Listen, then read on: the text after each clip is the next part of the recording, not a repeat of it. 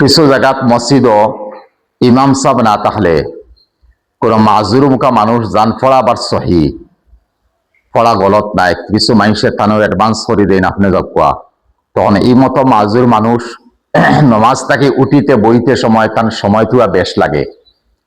আর বাকি মুক্তদি হল আগে উঠি যায়, ইলা ইমামর আগে মুক্তদি যদি উঠইন বা ইমামর কারণে ইলা মুক্তদি করইনকে নমাজ কিন্তু মকরু, নমাজ তো ফাঁসি দন্য অবশ্য।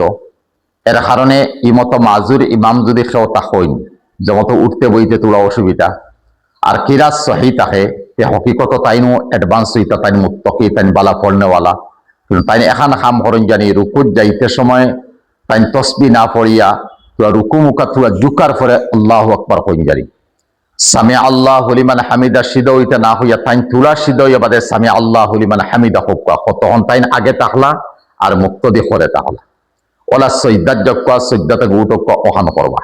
আর নতুবা ইমতো মাজুর মানুষ না দিয়া জান ফড়া তুলা সহি আছে তান্নাহান না হইল আর দাড়িও সাটাইল নাই, 5 ওয়াক্ত নমাজ পড়ইন, ই ফার্স্ট 10-20 জন থাকি এই নতুবা বালা দেখি আর ই মাজুরের বাদে এনে অ্যাডভান্স করি লইবা।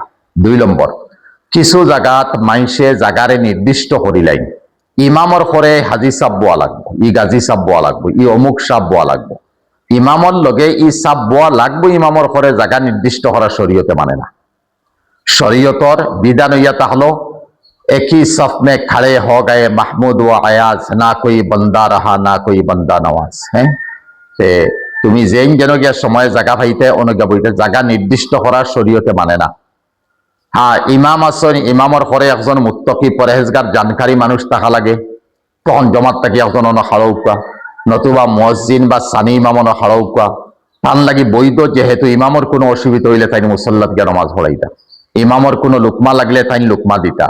বাকি আমভাবে এই মতো জায়গা নির্দিষ্ট করা শরীয়তে মানে না, এলাও নাই, জাইজ নাই, এটা কি বাঁচিয়া থাকার চেষ্টা রাখবা।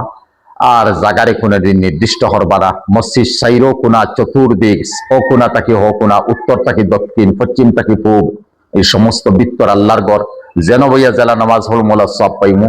হ্যাঁ, প্রথম সফর মধ্যে সব বেশি, নবীজে ফরমাইন প্রথম সফর নামাজ পড়া, প্রথম সফ ফরিস্ত হলর সফ 3 বার করে নবীজে ফরমাইছেন ইন্নাল্লাহ মালাইকাতাহু ইউসাল্লুনা আলা সাফিল আউয়াল, আল্লাহ প্রথম সফর মধ্যে বেশ করে রহমত নাজিল করেন। 2 নম্বর বার হওয়ার পরে কইছেন প্রথম সফ, 3 নম্বর বার হওয়ার পরে প্রথম সফ, 4 নম্বর বার হওয়ার পরে কইছিল ওয়া আলা সানি, ওই 2 নম্বর সফত উলা রহমত আয়। এর লাগি প্রথম সফরে ভরপুর করতাম। আর বেশ জমাতো মানুষ যারা তা এরা থেকে মুত্তাকি কিছু পরহেজগার মানুষ প্রথম সফর মধ্যে গিয়া আমরা নামাজ পড়ি।